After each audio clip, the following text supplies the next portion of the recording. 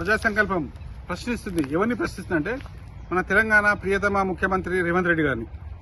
ముఖ్యమంత్రి గారు, మీరు పురపాలక శాఖ మంత్రి మీరే కదా.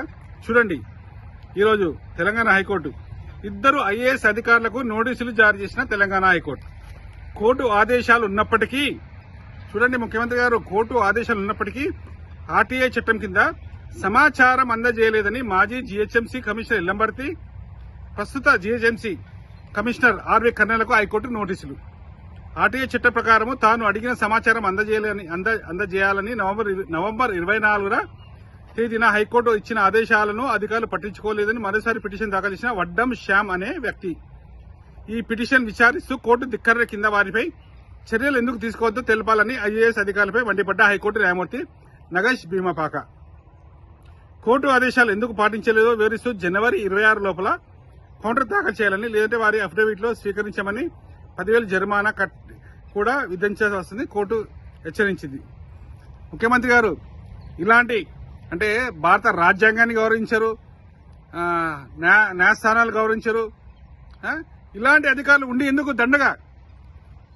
న్యాయస్థానం మేము గౌరవిస్తాం, భారత రాజ్యాంగం గౌరవిస్తాం, అలాగే చట్టాలను గౌరవిస్తాం.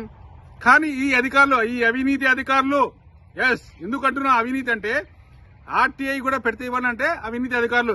నాట్ ఓన్లీ జీహెచ్ఎంసీ, అన్ని శాఖలలో ఉన్నారు. ఈవెన్ జీహెచ్ఎంసీ ఒక్కటే కాదు, పోలీస్ శాఖలో ఉన్నారు, రెవెన్యూలో ఉన్నారు, ఇరిగేషన్ లో ఉన్నారు. అన్ని శాఖలలో ఆర్టీఐకి సమాచారం ఇవ్వలేదంటే వాళ్ళు అవినీతి పరులే. కోర్టును ఆశ్రయించాలా? First appeal, second appeal, state commission, central commission. మా దగ్గర డబ్బులు లేవు ముఖ్యమంత్రి గారు, మీ దగ్గర 1000 కోట్లు ఉన్నాయి.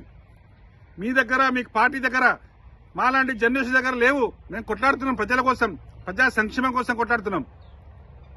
ఈ బాధ మీకు తెలియాలంటే ప్రభుత్వ అధికారిక మాధ్యమాలు, ట్విట్టర్ అయినా, ఫేస్బుక్ అయినా, ఇన్స్టాగ్రామ్ అయినా, ఈమెయిల్ అయినా చూడండి. ఆన్లైన్ ప్రజా సంకల్పం ఎన్నో సంవత్సరాలుగా పోరాటం చేస్తుంది.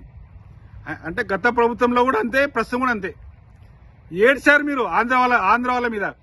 ఆంధ్ర వాళ్ళు మనల్ని మోసం చేయలేదు, తెలంగాణ వాళ్ళే మీరే మోసం చేస్తున్నారు. తెలంగాణ వాళ్ళే తెలంగాణను మోసం చేస్తున్నారు. ఇది ఒక బాధతో చెప్తున్నాను. న్యాయస్థానాలు ఎన్నిసార్లు చివాటు పెట్టినా సిగ్గులేని పనికి మాలిన అధికారుల వల్ల మీకు చెడ్డ పేరు వస్తుంది. ముఖ్యమంత్రి గారు, సర్పంచ్ ఎన్నికలు ఈరోజు మొదటి విధంగా జరిగాయి. మీ నియోజకవర్గంకి వచ్చాము. ఇప్పుడు మీ నియోజకవర్గం దగ్గరలో ఉన్నాను, కొడంగల్కి దగ్గరలో ఉన్నాను. ఇప్పటికైనా మారండి మీరు. మీ మీడియా, ఈ జర్నలిస్టులు, ఆ మీడియా, ఈ మీడియా ఏం చేస్తున్నారు? ఎవరి కోసం పనిచేస్తున్నారు? మీరు యాడ్స్ ఇస్తున్నారు, 1000 కోట్ల యాడ్స్. ఎవరి కోసం ఇస్తున్నారు? ఎందుకు ఇస్తున్నారు? వాళ్ళు ఏం చేస్తున్నారు? మళ్ళీ ఇవన్నీ ఎందుకు వస్తున్నాయి? మాలాంటి వారిని ప్రోత్సహించండి, మాలాంటి వారికి ఇవ్వండి. పనికి మాలిన అధికారుల వల్ల మీకు చెడ్డ పేరు వస్తుంది. మీరు బద్నాం అవుతున్నారు. ఎన్నోసార్లు చెప్పాం. కాబట్టి ఇప్పటికే కళ్ళు తెరవండి ముఖ్యమంత్రి గారు.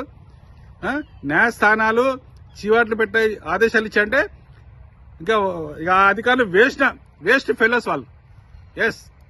ఎందుకంటే న్యాయస్థానం మనం గౌరవించాలి. న్యాయస్థానం ఆదేశాలు ఇచ్చిందంటే అసలు ఎంత పనికి మాలిన అధికారులు అర్థం చేసుకోండి.